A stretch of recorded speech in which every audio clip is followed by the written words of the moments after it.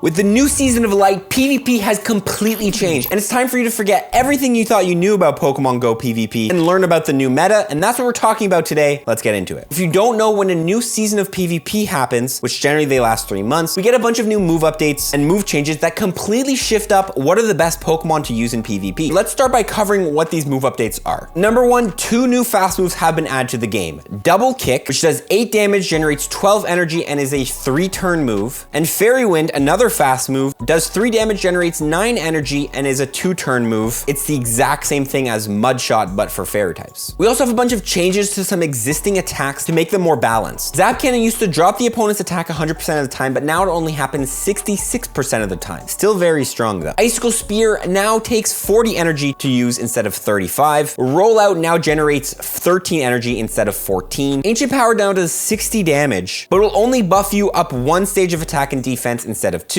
Exact same thing with Silver Wind. Quick Attack now generates 8 energy instead of 7, and Tackle now generates 3 energy instead of 2. Finally, a bunch of Pokemon have been given access to a bunch of new moves. Nidorina now can learn Thunderbolt. Nidorino can now learn Ice Beam. Nidoking can now learn Double Kick. Arcanine can now learn Psychic Fangs. Tentacruel can now learn Scald. Galarian Rapidash can now learn Fairy Wind. Haunter can now learn Ice Punch. Marowak can now learn Rock Slide. Hitmonlee can now learn Double Kick. Galarian Weezing can now learn Fairy Wind. Dragonair can now learn Body Slam. Dragonite can now learn Superpower. Ledian can now learn Dynamic Punch. Lantern can now learn Surf. Jumpluff can now learn Fairy Wind. Espeon can now learn Psychic Fangs. Girafarig can now learn Double Kick and Psychic Fangs. Dunsparce can now learn Rollout. Steelix can now learn Psychic Fangs. Miltank can now learn Rollout. Mawile can now learn Fairy Wind. Manectric can now learn Psychic Fangs. Camerupt can now learn Incinerate. Lopunny can now learn Double Kick. Swoobat can now learn Psychic Fangs. Cobalion can now learn Double Kick. Terrakion can now learn Double Kick. Virizion can now learn Double Kick. Florges can now learn Fairy Wind. Slurpuff can now learn Fairy Wind. Incineroar can now learn Double Kick. Golisopod can now learn Shadow Claw. Nihilego can now learn Poison Jab. Double can now learn Double Kick, and Runerigus can now learn Shadow Claw. So yes, a lot of move updates, a lot of move changes, and this begs the question, what does the new meta look like? Let's hop right into that, starting with the Great League. So we are here on PvPoke ranking the top Pokemon in the Great League, and we can take a look at how the meta has now shifted with all these move updates. Registeel still actually going to be on top, because only nerfing Registeel a little bit with that, now it's 66% on the Zap Cannon doesn't really affect it too much. I think Registeel should definitely be way more nerfed. Zap Cannon should get way more nerfed, but it is still on top. Trevenant obviously did not get touched. I do believe Shadow Claw could potentially need a nerf. It is a strong move. I think it would affect a lot of Pokemon if it did get nerfed. Same with Galarian Stunfisk not being touched by the nerf. Same with Swampert, Medicham, Shadow Swampert, Licky Tongue, Scrafty, all these Pokemon not being touched at all by the nerf. But we do have some big hitters, new hitters coming in, starting with Lantern. Lantern getting access to Surf gives it a quicker charging charge move. If you already know, Lantern has been pretty good in some limited metas, but now will be making waves in the open Great League. Of course, it can beat a lot of these meta Pokemon. We got Walrein, which obviously is not very meta anymore, but we'll talk about that in a second. Skarmory, Azu, Sableye, Medi. Still does lose to a couple Pokemon, like, Nidoqueen, Reggie, all this stuff. It does lose to Galarian Stunfisk and to Swampert, which I'm not 100% sure how it does that.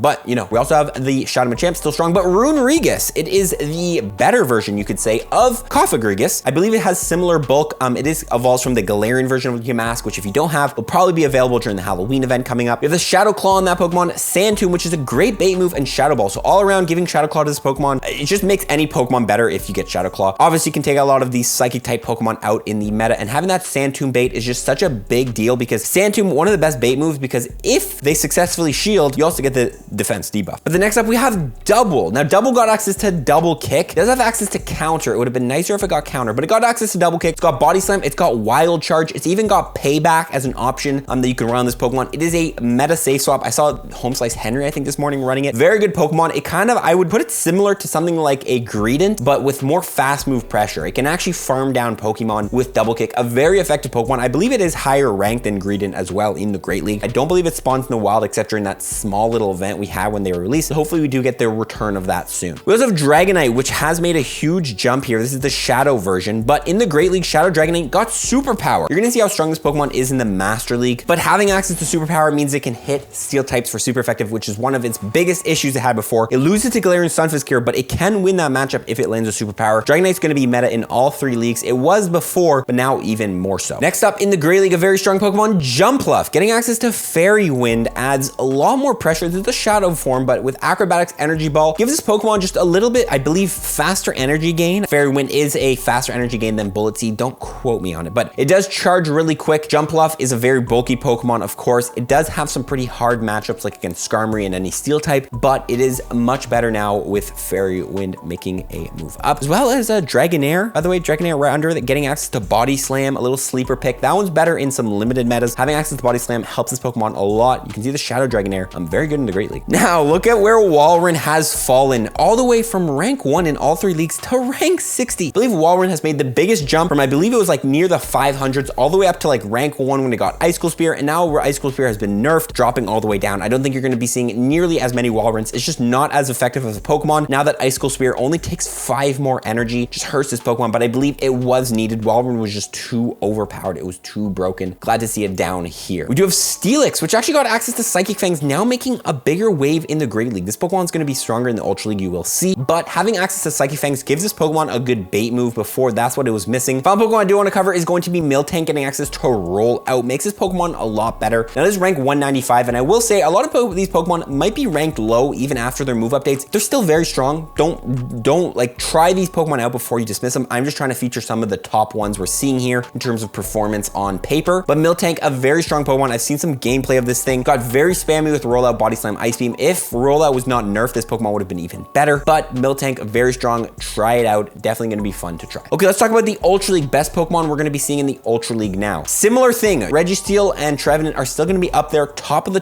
probably top 2 that weren't affected by this moveset. But new Pokemon, Cobalion, making its debut here. We got double kick access now with Sacred Sword and Stone Edge. Being a Steel type, I believe it's a pure Steel. No, it's Steel Fighting, but being pure Steel Fighting gives this Pokemon a great option. Steel, one of the best types in the Pokemon PvP metas. It's got a great moveset, double kick, Sacred Sword, Stone Edge. This is not a Pokemon you're going to sleep on. If you have a Cobalion for Ultra League, it is now instant meta. It is one of the best Pokemon to run in that league. Virizion as well has made its leaps and bounds with double kick, Leaf Blade, and Sacred Sword. It's been a while since I've seen a grass type performing well in the Ultra League, but this is great to see. It is still going to be hard countered by some of those, of course. Giratina, huge hard counter. Talonflame, another hard counter on this Pokemon, but it still can do great. And having that double kick, Leaf Blade, that's a very effective spammy combo. You see Double making a huge leaps and bounds to 15 in the Ultra League. Same thing as you mentioned in the Great League, a very effective safe swap Pokemon. Steelix as well, like I mentioned, making huge jumps. It's got Dragon Tail Crunch, Psychic Fangs, gives it great bait potential. It can crush Nidoqueen now spamming Psychic Fangs. Got that Dragon Tail for things like Giratina Altered Form. It's losing here to Galarian Stunfisk, but even if you could run Earthquake and win that matchup if you wanted to, you know, there's a lot of potential for Steelix in the metas. Walrein on the Shadow Form is still up there actually in the Ultra League, I will say. Rank 20, it's not bad. Dragonite, there it is. One of the new strongest Pokemon. Like I mentioned, all 3 leagues, Dragonite is going to be a Pokemon you're going to want to have. That superpower just makes it super strong. Miltank does make a huge jump in the Ultra League. It looks like it's actually better in the Ultra League. Rank 31 in the Ultra League. It does need XL candies, so it needs to be a 415-15 level 50, so it's going to be quite expensive. But if you have those Miltank XLs, going to be great. And I believe there's a Miltank event coming up as well. Florges making a huge jump as well in the Ultra League now that has Fairy Wind, gives it much more play. But I will say it has a full Fairy moveset, which kind of tough to run. So it does very well against the Darks and the Dragons, but it is a struggles against anything that can resist Fairy, so a Steel type. So it might be worth it to maybe even run like something like a Petal Blizzard or something as a second move for coverage. Okay, let's move on to the final league, the Master League. Master League is now the Dragonite League, apparently. We got Dragonite here, rank 2 and 3. Normal is going to be better, but you can really run both. You see, they both have the exact same overall score here. Dragonite having access to superpower, just, you know, Dialga is nowhere to be seen on the front page here because of that move.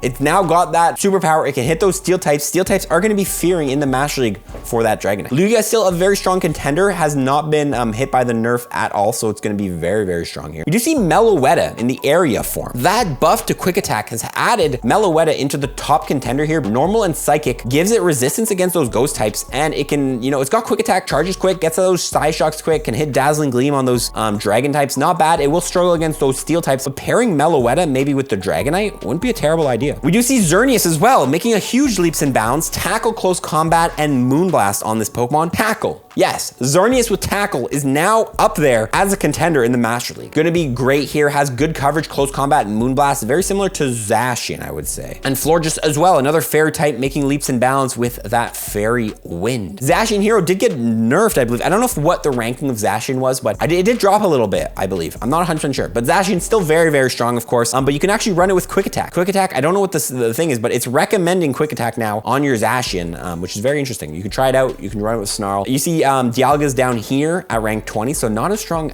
nearly anymore. And last Pokemon I do want to cover here is going to be Nihilego. It got access to Poison Jab, which is going to be great for this Pokemon, allowing it to hunt those fairy types. If Zacian has been a problem for you, if Florges is going to start now being a problem for you, if Xerneas will be a problem for you, Poison Jab on Nihilego. It's got a great moveset, Poison Jab, Rock Slide, Sludge Bomb, going to be great all around, but it will still struggle against some of those ground and steel types. And that is pretty much it for the Master League meta. Now, of course, a bunch of other metas have switched up, like the little Jungle Cup. You know, if we ever get Remix Cups, those will be completely different, but those will have to be covered at the time when they do drop. But for now, comment below what your new favorite Pokemon is for these new metas. Again, remember, just because a Pokemon is ranked low on these move updates doesn't mean it's going to be bad. If there's one of your favorite Pokemon got a move update, give it a try before dismissing it, because even if Pokemon is ranked low on PvPoke, doesn't mean it's bad. But yeah, that's the video, guys. Follow for this one. Peace.